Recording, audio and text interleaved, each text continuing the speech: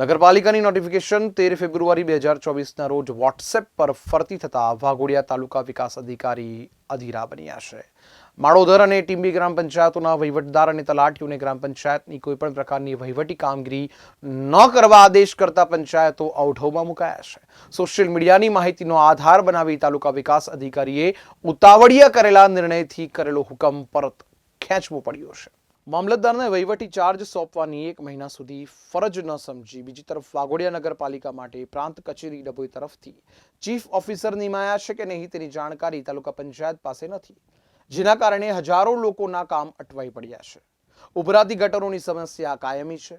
પંચાયતને લગતા કામો અને મહેસૂલ દાખલા વગેરે અંગે કોને રજૂઆત કરવી તેવી અસમંજસ વાઘોડિયા ટીડીઓએ લોકસભા વિધાનસભા ચૂંટણી ટાણે જાતે જ ઊભી કરી છે।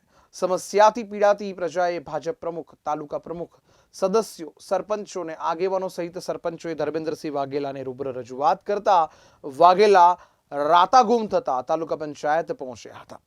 વાઘોડિયા વિધાનસભાના ઉમેદવાર ધર્મેન્દ્રસિંહ વાઘેલા અને ભાજપના કાર્યકર્તાઓએ ભેગા મળી આ અંગે ટીડીઓની ચેમ્બરમાં બેઠકનું આયોજન કર્યું હતું।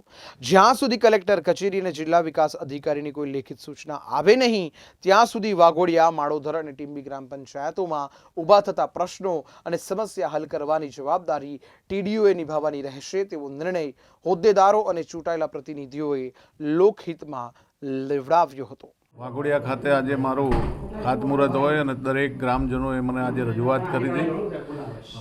વાઘોડિયાની અંદર ગટરો ઉભરાવાનો પ્રશ્ન વર્ષો જૂનો છે અને ખૂબ ગંભીર સમસ્યા છે। એના માટે થઈને જ આપણે આ નગરપાલિકાનો નિર્ણય લઈને આખું ઇન્ફ્રાસ્ટ્રક્ચર નવું ના કરવી ત્યાં સુધી ગટરોનો પ્રશ્ન હલ થાય એવો નથી અને હાલ ચૂંટણી હોય, ચૂંટણી સુધી આ મુશ્કેલીને કઈ રીતે હલ કાઢવો એ માટે થઈને આજે ટીડીઓશ્રીને જાણ કરવામાં આવી છે કે જ્યાં સુધી મામલતદારશ્રી ચાર્જ ના લે વહીવટદાર તરીકેનો ત્યાં સુધી જે પ્રકારે પંચાયત કામગીરી કરતી હતી એ કામગીરી ચાલુ રહેવી જોઈએ એવી મેં કડક સૂચના આપી છે અને કોઈપણ મારા ગ્રામના નગરજનોને કોઈપણ પ્રકારની મુશ્કેલી ના પડે એની સંપૂર્ણ કાળજી લેવાનો આજે મેં કડક સૂચના આપવામાં આવી છે અને મને વિશ્વાસ છે કે વહેલી તકે આનો નિર્ણય આવી જશે। વહીવટીય પ્રક્રિયા છે, 1-2 દિવસમાં મને પણ વિશ્વાસ છે કે વહીવટીય પ્રક્રિયા ઓફિશિયલી જાણ કરે નહીં ત્યાં સુધી આ જે તે સ્થિતિમાં પંચાયત વહીવટ કરતી હતી એ વહીવટ ચાલુ રાખો એવી સૂચના આપવામાં આવી છે। મીડિયા દ્વારા મળ્યા છે, એટલે કે સોશિયલ મીડિયા દ્વારા અમને સરકારી સોશિયલ મીડિયા કયો વોટ્સઅપ ગ્રુપમાં મળ્યા છે।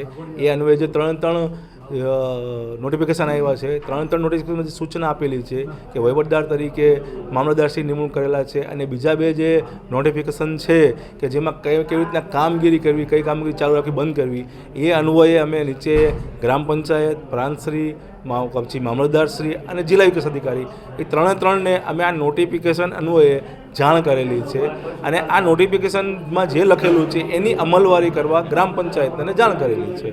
બાપુ સાથે જે મિટિંગ થઈ ધારાસભ્યશ્રી સાથે, એટલે એમની જે સૂચના આપી કે આજે જ્યાં સુધી વહીવટદાર તરીકે મામલતદાર અને ચીફ ઓફિસર ચાર્જ નથી લેતા ત્યાં સુધી લોકોને તકલીફ ન પડે એ મુજબની તમે કામગીરી હાથ ધરો। એટલે બાપુશ્રીની સૂચના મુજબ અમે એવી રીતના કામગીરી હાથ ધરી છે।